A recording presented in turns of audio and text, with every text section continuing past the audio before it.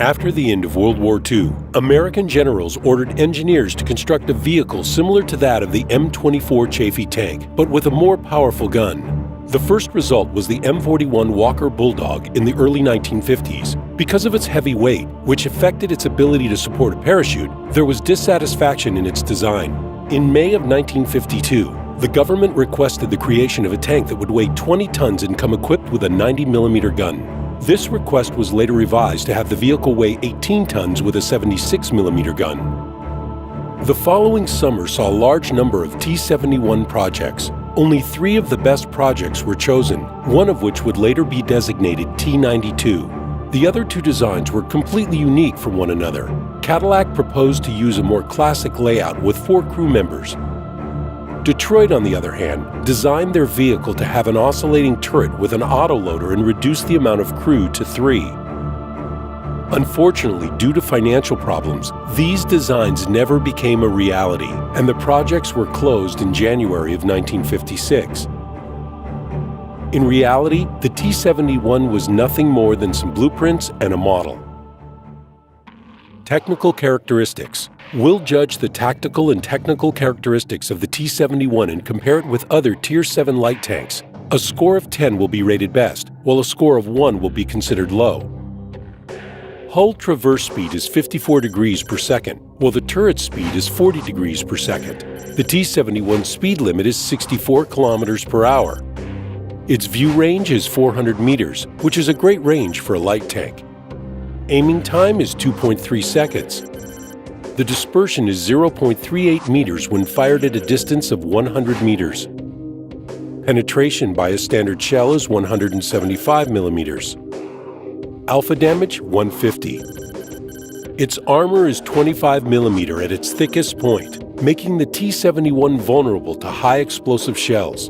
In addition, this vehicle only has 850 hit points. One of the main features of the T71 is its autoloader, allowing it to deal up to 900 damage in just a few seconds.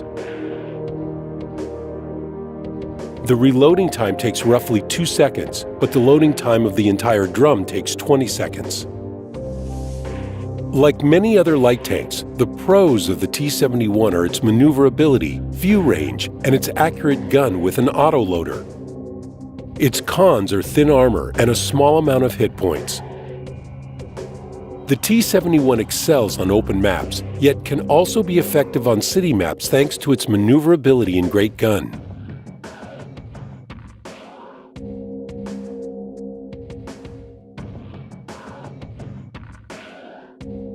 The T71's excellent maneuverability allows it to drive circles around enemy tanks, causing them fits.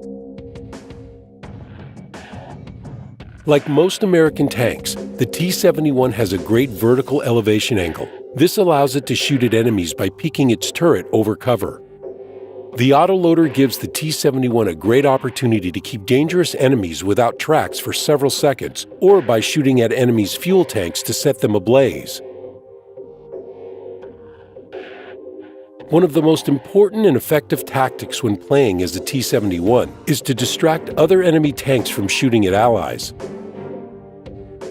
That's just one of the small tactics that can have a huge impact on the battlefield and help teams achieve victory. It's better to avoid close-quarter duels with tanks of the same class, since the T71's low HP doesn't allow it to survive long in these types of encounters. The T71 is ideal at shooting enemies from a distance of 50 or 100 meters. From this distance, it'll find its gun to be much more accurate against tanks of the same class. If it's not possible to retreat during a close encounter, try to time attacks in between an enemy's reloading time. In some cases, it might even be better to ram the enemy. When attacking, remember the basic strategy of shooting armored vehicles from the sides and rear, not the front, where armor is typically the strongest. If the opportunity presents itself when fighting a higher-tier enemy, unload an entire drum of ammo into their sides or rear, and then run away into cover while reloading to get ready for another attack. Equipping a T71 with the following gear will allow it to have a very aggressive playstyle on the battlefield: coated optics, vertical stabilizer, and crew ventilation.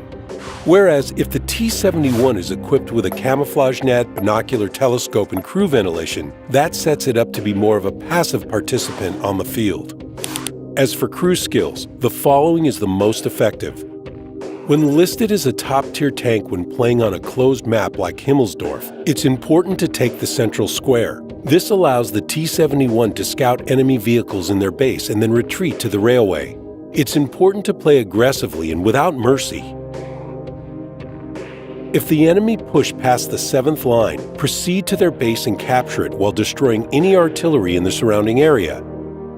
If the enemy capture the hill, determine if it's more effective to guard or attack the enemy base, taking into account the location and number of remaining allies.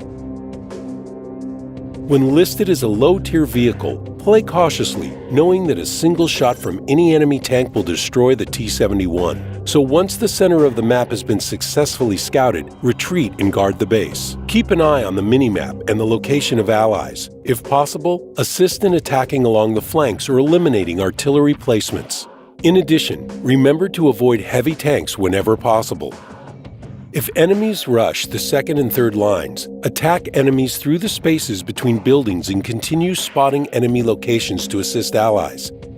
If there are a lot of self-propelled guns, scout from the center of the map and when secure, locate and destroy enemy artillery locations that are typically located at A0. When playing on other city maps like Ansk, drive through the 5th line and once enemy tanks are spotted, retreat to the open greenery. Whereas when on Runeberg, scout enemies in the city and continue to hide behind buildings. When playing on an open map and listed as the top-tier vehicle, many different tactics are available. We'll use Redshire as an example.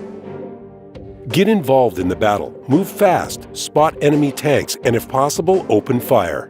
If one of the flanks begins to be pushed by enemy forces, don't attack them head-on. It's better to use the T-71's accurate gun and work on attacking some of the most dangerous targets from a distance.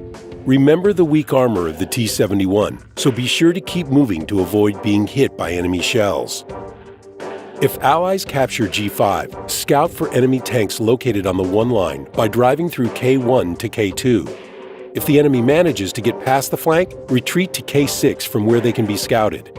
If there are a lot of light tanks on the enemy team, hide behind the bush at G5. From there, it's possible to see the enemy hill along with the 2nd and 3rd lines. It's also possible to spot the side of the hill at D6 and D7 from this location, where most enemy scouts would be hiding. Keeping these enemy locations spotted will allow them to be destroyed by attentive allies. Playing as a low-tier vehicle on Redshire, hide behind bushes and passively scout enemies or drive through the riverbed to keep enemies spotted. Keep in mind that Allied artillery is not able to instantly aim on enemy tanks, so it might be necessary to keep these vehicles spotted for at least 15 seconds. Don't take any unnecessary risks because it's better to continue spotting enemy locations than be a piece of scrap. If the main enemy forces are pushing through to the center of a map, proceed along their flank and take out the artillery. From there, attempt to capture the enemy base or assist allies on the attack. If enemies have broken through B9, attempt to engage in passive scouting to highlight enemy locations. This can be accomplished from the top of the hill or driving through the riverbed. There are some other techniques to take into account on the other open maps. On Malinovka, drive to bushes near the swamp or go to the hill in order to spot enemy locations. On Fjords, remain hidden in the bushes on the hill and spot enemy scouts for allies. On Highway, scout for enemy movement of enemy tanks along F4 to F5. Also, be sure to have a path of retreat and don't play recklessly. It's better to assist your allies than to venture off into enemy territory by yourself. We hope you found all this information helpful. Now it's time to apply these tips on the battlefield. Roll out!